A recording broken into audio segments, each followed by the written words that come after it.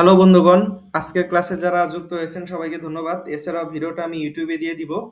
আজকের এপিসোড হচ্ছে আমরা কিভাবে তেলাপিয়া মাছ চাষ করব। আমি 1 বিঘা জমিতে তেলাপিয়া মাছ চাষ করব আজকে, ঠিক আছে? আমার কাছে জমি আছে 1 বিঘা। এখন এই 1 বিঘা জমিতে যদি আমি ভালো মতো তেলাপিয়া চাষ করতে পারি একদম সুন্দর মতো নিয়মে, তাহলে আমি ইনশাল্লাহ 55 মণ মাছ কিন্তু পাবো। ওকে, এখন কিছু কিছু অঞ্চলে 33% হচ্ছে 1 বিঘা ধরে, বুঝছেন? আবার কিছু কিছু অঞ্চলে 52% 1 বিঘা ধরে। তো আমরা আজকে এই 33% 1 বিঘা হয় এটা ধরে আলোচনা করব, ঠিক আছে? এবং মাছ আমরা চাষ করব কত মাস? 4 মাস চাষ করব মাছ, ঠিক আছে? আমরা এই 33 শতাংশ জমিতে আমরা 4 মাস মাছটাকে চাষ করব। 4 মাস চাষ করলে কি হবে? আমরা পরবর্তীতে এই 55 মণ মাছ কিন্তু আমরা পেয়ে যাব, ঠিক আছে? 4 মাস চাষ করার পরে আমরা 55 মণ মাছ পাবো। তো এখন এই 4 মাস চাষ করব আমরা কিভাবে? পোনাগুলো আনার পরে 1 মাস রাখতে হবে আতুর পুকুরে, 3 মাস আমরা মজুত পুকুরে রাখবো।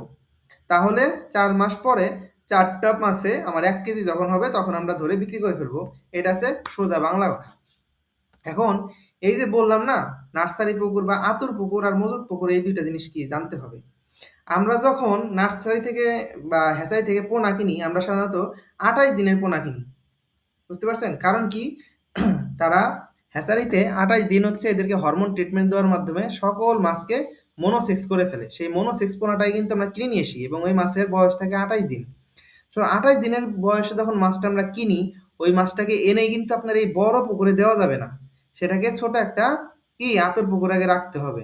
আচ্ছা, এখন ঘটনা হচ্ছে এই যে আপনার কাছে 33% ধরেন এটা পুকুর, এই পুকুরে আপনি কতগুলা মাছ ছাড়বেন? আমরা সাধারণত প্রতি শতাংশে 250টা করে মাছ দিব, বুঝছেন? যদি আমরা প্রতি শতাংশে 250টা করে মাছ দেই, তাহলে আমার 33% মাছ হচ্ছে কতগুলা? 33% আমরা মাছ পাবো 8,000টা। মানে আমার 8,000টা মাছ হ্যাচারি থেকে কিনতে হবে। এখন কথা হচ্ছে এই 8,000 মাছকে আপনি এনে কি বড় পুকুরে দিয়ে দিবেন? না। আপনি কি করবেন? এই 8,000 মাছকে আগে আতুর পুকুরে রাখতে হবে। এখন প্রশ্ন হচ্ছে তাহলে আমার আতুর পুকুর কতটুকু করতে হবে? দেখুন, আতুর পুকুরের জন্য হচ্ছে প্রতি শতাংশে আমরা 2,000 মাছ দিব। তাহলে আমার মাছ হচ্ছে 8,000, তাহলে আতুর পুকুর লাগবে কত বড়? আতুর পুকুর লাগবে আমার 4%। 4% একটা আতুর পুকুরে আপনি 2,000 মাছ রাখবেন। এখন বলতে পারেন যে ভাই আমার তো আতুর পুকুর নাই, আমি গরিব মানুষ, আমার পুকুর আছে এইটা, মানে 33%, আমার কাছে আলাদা আর কোনো পুকুর নেই। হ্যাঁ, সেই ক্ষেত্রে একটা উপায় আছে। কি করবেন? আপনার যে 33% পুকুরটা না, এটার মধ্যে নেট দিয়ে, ঠিক আছে, এক পাশে নেট দিয়ে 4% একটা পুকুর আপনি বানাই নেবেন। আর নেটটা এমন ভাবে দিবেন নিচে যেন কাদা থাকে, নিচে নেট দিবেন না, 4 কোনা নেট দিবেন, বুঝতে পারছেন? 4% একটা পরিমাণ জায়গায় করে নেট দিয়ে একটা আতর পুকুর বা নার্সারি পুকুর এনে এই টোটাল 8,000 মাছ এই আপনার কি করবেন? আতর পুকুরে দিয়ে দিবেন।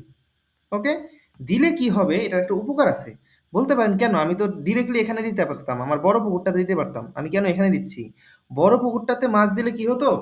মাছগুলা ঠিক মতো খাবার পেত না। কারণ কি, ছোট ছোট বাচ্চা তো, ওরা হচ্ছে এদিক সেদিক ছোটাছুটি করতো, খাবার আপনি এক জায়গায় দিলে ওরা খাবার ঠিক মতো পেতো না, এক্ষেত্রে আপনার লস হতো, অনেক মাছ মারা যেত সেক্ষেত্রে খাবার না পেয়ে।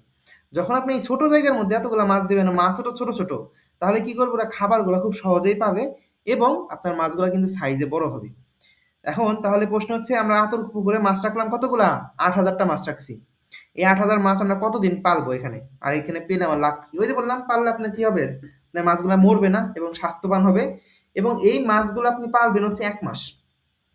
আতর পুকুরে আপনি 1 মাস এই মাছটা পালবেন, বুঝতে পারছেন? 1 মাস যখন মাছটা পালবেন, এই মাছটা খাবার দিতে হবে কিন্তু রেগুলার। রেগুলার 3 থেকে 4 বেলা খাবার দিবেন। এবং খাবার কিভাবে দিবেন, কতটুকু খাবার দিবেন, এটা নিয়ে একটা ভিডিও আছে আমার আগের এপিসোডে, আমার চ্যানেলের মধ্যেই পাবেন, সেটা দেখে আসবেন। 1 মাস রাখলাম আমি আতর পুকুরে, 1 মাস যখন আমি আতর পুকুরে রাখবো, ওই যে 28 দিনের পোনা 1 মাস যখন রাখবো, তখন দেখবেন 40টা পোনা 1 কেজি হয়ে গেছে 1 মাস পরে। আপনি জাল টান দিবেন, জাল টান দিয়ে দেখবেন আপনি 35 থেকে 40টা পোনা 1 কেজি হয় কিনা।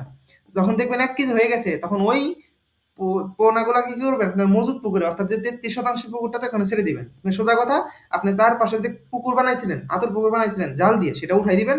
ওই মাছ অটোমেটিক্যালি আপনার 33% পুকুরে চলে যাবে। এখন চলে যাওয়ার পরে খাবারের পরিমাণ কি করবেন? এখন কমাই দিবেন, দিনে 2 বার করে দিবেন খাবার। দিনে 2 বার দিয়ে পরবর্তী 1 মাস খাবার দিবেন দিন 2 বার। দেওয়ার পরে আপনার পুকুরে একটা জাল টাল দিবেন। জাল টাল দিবেন এই কারণে, দেখবেন সব মাছ এক সাইজের হয় নাই, কিছু কিছু মাছ ছোট ছোট হয়েছে। সেই ছোট মাছগুলোকে আপনি বাছাই করে সেগুলো বিক্রি করে দিবেন, অথবা আপনার অন্য কোনো পুকুরে দিয়ে দিবেন। কারণ কি, ওই ছোট মাছগুলো যদি আপনি বড় মাছের সাথে কালচার করেন, তাহলে কি হবে ভাই, আপনি খাবার যতই দিন সেগুলো খাবার কোনোদিনও পাবেন না, কারণ বড় মাছ খাবার খেয়ে ফেলবে, ফলে আপনি কিন্তু লাভবান হবেন না। কারণ হাতের পাঁচ আঙ্গুলের মতো সব কিন্তু একরকম হয় না, কোনোটা ছোট বড় হয়।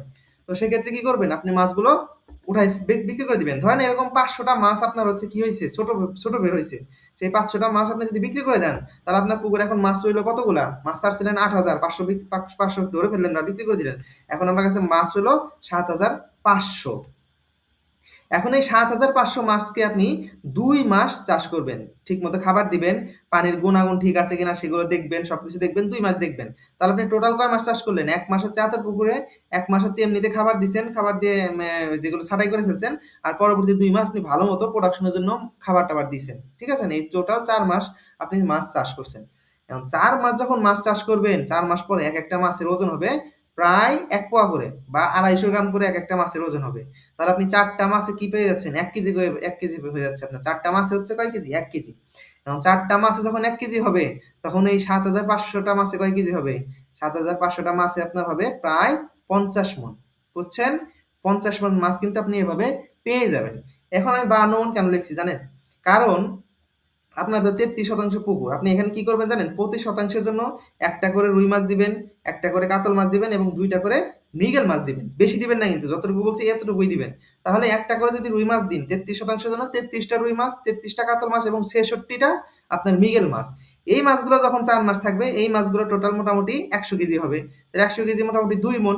2 মণ আর এই 50 মণ, এই টোটাল আমার 52 মণ মাছ কিন্তু আপনি 4 মাসে পেয়ে যাচ্ছেন। বুঝতে পারছেন? দেখেন, মাছ চাষ কিন্তু লাভজনক ব্যবসা। কিন্তু আপনি যদি সঠিক উপায়ে বৈজ্ঞানিকভাবে চাষ করেন, আপনি কিন্তু লাভবান হবেন। অবশ্যই হবেন। এখানে এখানে ফেইলিওর হওয়ার কোনো সম্ভাবনাই নাই। আপনি লাভবান হবেন। কিন্তু ভাই একটা জিনিস মাথায় রাখবেন। মাছ চাষ কিন্তু আপনার এটা একটা কি প্রাণী, এটা একটা জীবন্ত জিনিস। এটাকে কিন্তু যত্ন করতে হবে। খাতা কলমের থেকে প্র্যাকটিক্যাল কিন্তু আরো কঠিন। প্র্যাকটিক্যালি আপনি যখন যাবেন, অবশ্যই আমার সাথে যোগাযোগ করবেন, কমেন্ট বক্সে, বা আপনার কোনো প্রশ্ন থাকলে জানাবেন। এবং আপনার পানির গুণাগুণটা এটা রেগুলার মনিটর করতে হবে। পানির পিএইচ, অক্সিজেন, অ্যামোনিয়া, হ্যাঁ, টিডিএস এগুলো ঠিকমতো আছে কিনা, এগুলো যদি বেড়ে যায় সেক্ষেত্রে কি করতে হবে, ডিজিজ হচ্ছে কিনা সেগুলো জেনে রাখবেন। এবং আপনার পুকুরে যেন 6 থেকে 7 মাস পানি থাকে, এরকম পুকুর আপনি নির্বাচন করবেন। এবং মাছ চাষের জন্য সবচেয়ে ভালো সময় হচ্ছে এই যে এখনকার সময়গুলো, মানে গরম শীতের পরবর্তী যে সময়গুলা, সেই সময় আপনি মাছগুলো চাষ করবেন। এবং অবশ্যই ভালো মানের হ্যাচারি থেকে ভালো কোয়ালিটির মাছ দেখে নিয়ে আসবেন, যে মাছগুলো দেখবেন দেখতে অনেক চকচকা, ফ্রেশ, দৌড়াদৌড়ি করে বেশি, সেই টাইপের পোনাগুলো কিনবেন। পোনাগুলো কিনে এনেই আপনার কি আতর পুকুরে দিয়ে দিবেন, আতর পুকুরে 1 মাস চাষ করার পরে মজুদ পুকুরে দিবেন, দেওয়ার পরে আপনি 4 মাস পরে সেগুলোকে হারভেস্ট করে ফেলবেন। এখন এর মধ্যেও আপনি 1 মাস 2 মাস পর পর জাল টালতে পারেন, যে মাছগুলো বড় হয়ে গেছে আকারে সেগুলো ধরে বিক্রি করতে পারেন। তাহলে কি হবে, আপনার পরবর্তী মাছগুলো আরো বেশি বড় হবে। এভাবে করে কিন্তু আপনি মাছ চাষ শুরু করতে পারেন। তো উদ্যোক্তা ভাইয়েরা যারা আছেন, তারা আমার ভিডিওগুলো আপনারা দেখবেন। আমার একটা প্লে লিস্ট তৈরি করছি, এই প্লে লিস্টে আমি একদম পুকুর মজুতকরণ থেকে শুরু করে যাবতীয় সমস্ত কিছু নিয়ে ভিডিও বানাচ্ছি।